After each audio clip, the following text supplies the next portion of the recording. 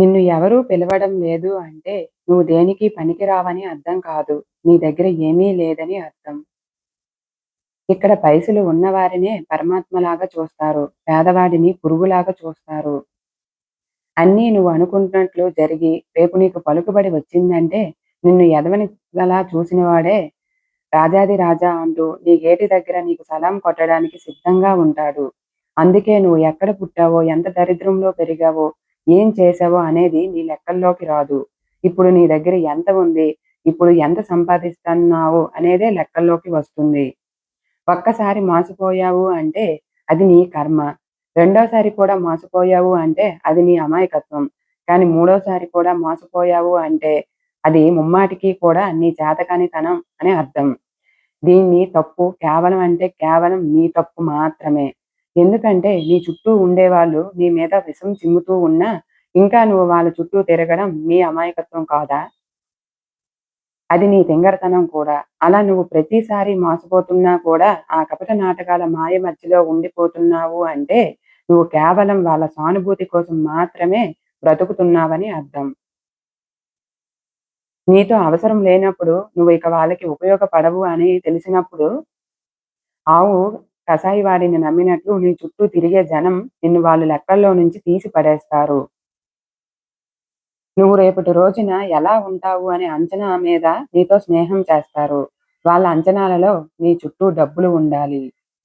లేదా నీకు గొప్ప పలుకుబడి అయినా ఉండాలి. ఇవి రెండూ తెలియనప్పుడు నువ్వంటే కనీసం మీ ఇంట్లో వాళ్ళకి కూడా లెక్క ఉండదని గుర్తుంచుకో.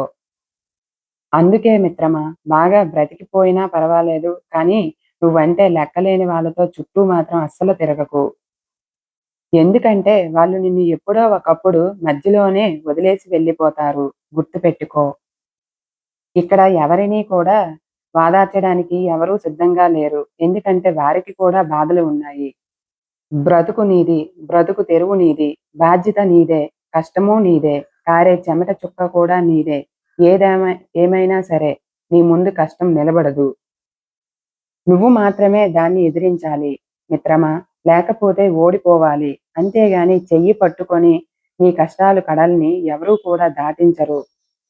ఇదే జగమెరిగిన సత్యం కాబట్టి ఎవరో వస్తారని, వారు నా చుట్టమని ఒకేసారి 2 రకాలుగా మోసపోయి చెడిపోతున్నావు. నీ చుట్టూ నీ జీవితం మరింత ఒత్తిడిగా మార్చుకుంటున్నావు. ఒక్క విషయాన్ని అర్థం చేసుకో.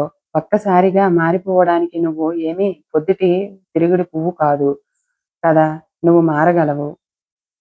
ఆ మార్పుకు ఎంత కాలమైనా పట్టొచ్చు. అయితే ప్రతిరోజు నీలో కనీసం ఆవగింజంతైనా ఆ మార్పు తాలూకు లక్షణాలు కనిపించాలి. అలా దినదినాభివృద్ధి చెందుతూ పూర్తి స్థాయిలో నువ్వు అనుకున్న గమ్యం చేరే వరకు కూడా నిన్ను ఉంటూనే ఉండాలి. నువ్వు పడ్డ ఆ కష్టమే నిన్ను ఈ ప్రపంచానికి ఎంతో గొప్పగా, చాలా అందంగా చూపిస్తుంది. నువ్వు అడగకుండానే ఎన్నో ప్రత్యేకతలు నీకు ఎదురవుతాయి. అక్కడితో ఆగిపోకుండా నువ్వే నా ఆశ్చర్యం నీకు కూడా కలుగుతుంది. అదే నిజమైన మార్పు కూడా. ఇది ఒక్క రోజులో వచ్చేది కాదు. నిరంతర సాధనతోనే ఇది సాధ్యమవుతుంది మిత్రమా. నీకు ఒక విషయం చెప్పనా? నీకు తెలిసి నువ్వు తప్పు చేయనంత వరకు ఎవరికీ కూడా భయపడకూడదు. నీకు తెలిసి ఎవరికీ కూడా చెడు చేయాలనే ఆలోచన నీకు కలలో కూడా రాకూడదు. ఎందుకంటే ఎదుటివారిని తోసేసి బాగుపడదాం అనుకుంటే ముందుగా కూలిపోయేది నువ్వే. ఒకవేళ నువ్వు పక్కవాడి కష్టం మీద ఎదిగినా రేపన్న రోజున నీ తల తన్నేవాడు ఎవరో కూడా ఒకరు వస్తారు. నిన్ను నిలువునా చీల్చి రోజు మాత్రం ఖచ్చితంగా వచ్చి తీరుతుంది. అదే నీ కష్టం మీద బ్రతికితే ప్రతి క్షణం మనశ్శాంతిగా గడపగలవు. ఒక్కడివే అయిపోయావని బాధ వచ్చినప్పుడల్లా అందరితో ఎందుకు ఒంటరిగా ఫీల్ అవుతున్నాడు అనేది తెలుసుకో. ఎవరూ కూడా నాకు సహాయం చేయడం లేదని అనిపించినప్పుడు కూడా నీకు సహాయం చేసి నేను సహాయం చేశానురా అని చెప్పే వాళ్ళను గుర్తు తెచ్చుకో. ఎందుకంటే ఎప్పుడూ కూడా దరిద్రాలన్నీ కూడా నీ చుట్టూనే తిరుగుతున్నాయి అని అనిపించినప్పుడు కూడా నువ్వు తినడానికి కూడా లేక రోడ్డున పడ్డ కుటుంబాల బాధని తెలుసుకో. సౌకర్యాలు లేవని బాధపడే ముందు నువ్వు 3 పూటలా తినగలుగుతున్నందుకు నువ్వు చాలా దర్శించు.